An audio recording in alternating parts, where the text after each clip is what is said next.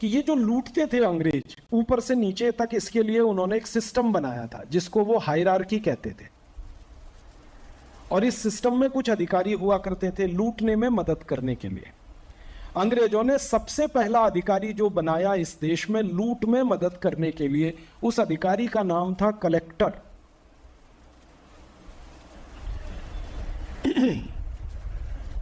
अंग्रेजी शब्द है ना कलेक्ट। कलेक्ट माने इकट्ठा करना, कलेक्टर माने इकट्ठा करने वाला। क्या? लूट का माल। मैं आपको सच्ची बात बता रहा हूं, आपको हंसी आ रही है। ब्रिटिश पार्लियामेंट में बाकायदा 3 साल बहस चली 1857 से 1860 तक कि इस लूट के पैसे को गांव गांव जाकर इकट्ठा कौन करे। तो अंग्रेजों ने कहा कि एक कलेक्टर नाम का अधिकारी बनाओ जो लूट के माल को इकट्ठा करे। तो कलेक्टर उन्होंने नियुक्त किया इस देश में। फिर कलेक्टर के ऊपर एक अधिकारी बनाया, उसका नाम था कमिश्नर।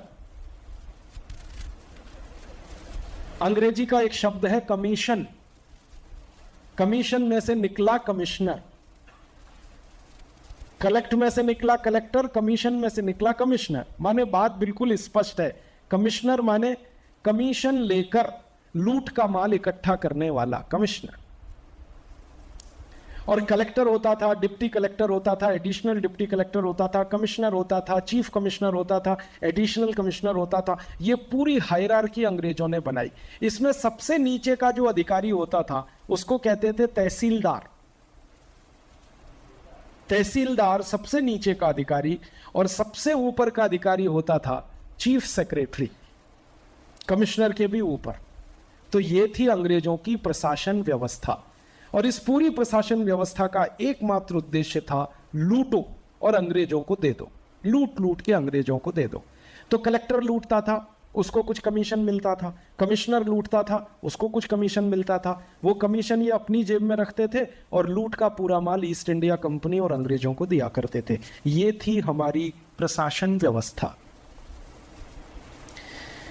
अंग्रेजों ने क्या किया था कि ये जो कलेक्टर की पोस्ट थी इसके लिए बाकायदा परीक्षा लेते थे। वो एंट्रेंस टेस्ट होता है,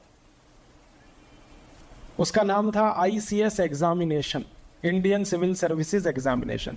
उसमें जो परीक्षा होती थी वो इस बात की कि कौन कितना लूटने की ताकत रखता है, उसको वो टेस्ट करते थे। परीक्षा लंदन में होती थी। गलती से एक भारतीय, महान भारतीय इस परीक्षा में पास हो गए। उनका नाम था नेताजी सुभाष चंद्र बोस। गलती से पास हो। गलती क्या थी? नेताजी को मालूम नहीं था कि ये परीक्षा क्यों होती है और कलेक्टर का काम क्या होता है। जब वो पास किया तब पता चला कि ये तो लूटने का सारा बिजनेस है। हुआ ये था कि नेताजी सुभाष चंद्र बोस के पिता थे जानकी नाथ बोस। वो बेटे को बार बार कहते थे कि तुमको कलेक्टर होना चाहिए, कलेक्टर होना चाहिए। जैसे आजकल बहुत सारे पिता कहते हैं, हर पिता का सपना है बेटा कलेक्टर बने, कलेक्टर बने, कलेक्टर बने। तो उस जमाने में भी था, क्योंकि लूटने को सबसे ज्यादा तो यही मिलता है ना। हर एक पिता ये चाहता है भगत सिंह पड़ोस के घर में हो, मेरा बेटा तो कलेक्टर हो। ऊधम सिंह पड़ोसी का बेटा बने, मेरा बेटा तो कलेक्टर बने। लूट लूट के लाए, घर में भरे। तो जानकीनाथ बोस का भी यही सपना था, मेरा बेटा कलेक्टर बने। और बेटा का पिता से झगड़ा चलता था। वो कहते थे मुझे तो भारत माता की सेवा करनी है, और वो कहते नहीं तुमको कलेक्टर बनना। एक दिन क्या हुआ, पिताजी ने अपने बेटे को टॉन्ट कस दिया, चिढ़ा दिया, और ये कहा कि तू कलेक्टर बन नहीं सकता, परीक्षा पास नहीं कर सकता, इसलिए बोलता है कि नहीं बनना, नहीं बनना। तो बेटे को ये बात चुभ गई। उन्होंने उसी दिन अपना ब्रीफ केस उठाया, लंदन चले गए नेताजी सुभाष चंद्र बोस। कैम्ब्रिज यूनिवर्सिटी में एडमिशन लिया। ये 1921 की कहानी है। कैम्ब्रिज यूनिवर्सिटी में एडमिशन लेके 8 महीने के अंदर परीक्षा पास की उन्होंने। और परीक्षा पास नहीं की, टॉप किया। मेरिट लिस्ट में उनका 4था स्थान था, 4th पोजीशन। किसी भारतवासी को कभी भी कलेक्टरी की परीक्षा में मेरिट नहीं आई थी। नेताजी सुभाष चंद्र बोस के पहले एक भारतवासी और थे जिन्होंने ये परीक्षा पास की थी, अरविंदो घोष। लेकिन अरविंदो घोष की मेरिट नहीं थी। ध्यान से सुनिएगा इस बात को। नेताजी सुभाष चंद्र बोस की मेरिट आई थी। अरविंदो घोष ने परीक्षा पास की थी और मेरिट में उनका नंबर शायद 246वां या ऐसा कुछ था। नेताजी सुभाष का 4था स्थान था। 8 महीने में परीक्षा पास की थी और अंग्रेजों के सब्जेक्ट लेकर परीक्षा पास की थी। इंडियन सब्जेक्ट नहीं लिए थे उन्होंने, यूरोपियन हिस्ट्री लिया था उन्होंने आईसीएस की परीक्षा पास करने के लिए, और उसमें मास्टरी करी, परीक्षा में 4th पोजीशन आई, कलेक्टर हो गए। होने के बाद उनको पता चला कि यहाँ तो सारा कमीशन खोरी का बिजनेस है। उनको कहा गया कि तुमको भारत में पोस्टिंग मिलेगी, इतना लूटना है, उसमें इतना तुम्हारा कमीशन होगा, और हर बार पोस्टिंग में तुम्हारी तरक्की होती जाएगी, तुम जितना ज़्यादा ईस्ट इंडिया कंपनी को लूट लूट के दोगे उसी के हिसाब से तुम्हारा प्रमोशन होगा। नेताजी सुभाष ने कहा कि मैं ये नौकरी नहीं कर सकता, और उसी समय उन्होंने इस्तीफा दिया, रिजाइन किया। जब उन्होंने इस्तीफा दिया तो उनके पिता बहुत दुखी हुए, लेकिन उन्होंने पिता से ये कहा कि मैं भारत माता के लोगों को लूट नहीं सकता, और ये पूरी नौकरी लूट करने के लिए है, मैं नहीं जा सकता इस नौकरी। इस्तीफा दे के वापस आए, और वापस आने के बाद की कहानी आप सब जानते हैं, उन्होंने भारत में क्या क्या किया, और अंत में इंडियन नेशनल आर्मी बनाई, और उससे अंग्रेजों के खिलाफ लड़ा, और अंग्रेजों को भारत से भगाने में उनका बहुत बड़ा योगदान था।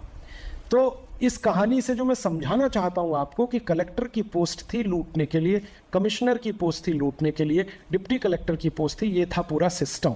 अब उसी सिस्टम की मदद से अंग्रेजों ने लूटा 300 लाख कोटी रुपए। अब हुआ क्या, 15 अगस्त 1947 को अंग्रेज चले गए इस देश को छोड़कर। तब बहस हुई इस भारत में आजादी के समय कि ये अंग्रेजों ने जो लूटने के लिए सिस्टम बनाया, इसका क्या करें, ये जो कलेक्टर है इसका क्या करें, कमिश्नर का क्या करें, डिप्टी कलेक्टर का क्या करें, तहसीलदार का क्या करें, नायब तहसीलदार का क्या करें, एसडीएम का क्या करें। ये बहस हुई भारत में, और इस बहस को किया महात्मा गांधी ने।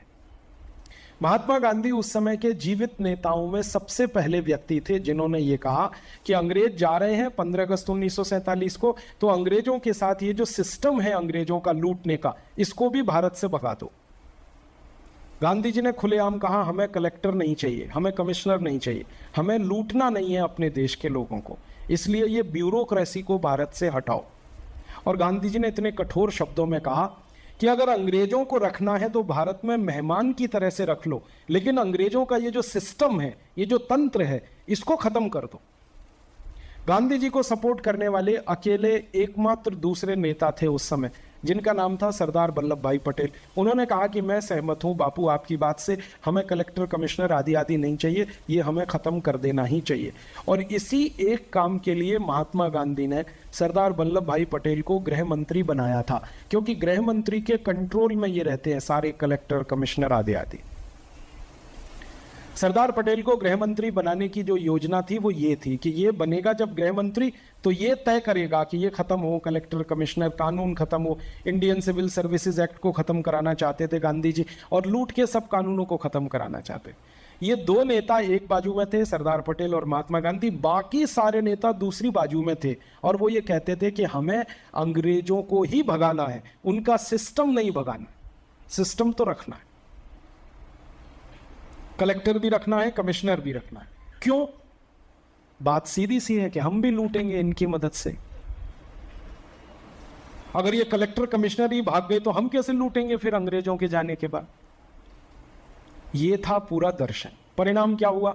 गांधी जी की हत्या हो गई, तो उनकी बात कहने वाले एक नेता कम हो गए। बाद में सरदार वल्लभ भाई पटेल को हार्ट अटैक आ गया 2 साल के बाद, गांधी जी के जाने के 2 साल के बाद सरदार पटेल चले गए। तो फिर इस देश में कोई नहीं बचा जो ये कहता हो कि ये कलेक्टर कमिश्नर वाली व्यवस्था हमें बदलनी है। परिणाम क्या हुआ? हमने अंग्रेजों को भगा दिया, अंग्रेजों की व्यवस्था को रख लिया। आज भी कलेक्टर है, आज भी कमिश्नर है, आज भी डिप्टी कलेक्टर है, आज भी डिप्टी कमिश्नर है, पूरी व्यवस्था वही की वही है। अब जो व्यवस्था अंग्रेजों ने लूट के लिए बनाई थी, उसी व्यवस्था को हम चला रहे हैं, तो आज भी वो व्यवस्था लूट ही रही है और कुछ नहीं कर रही है।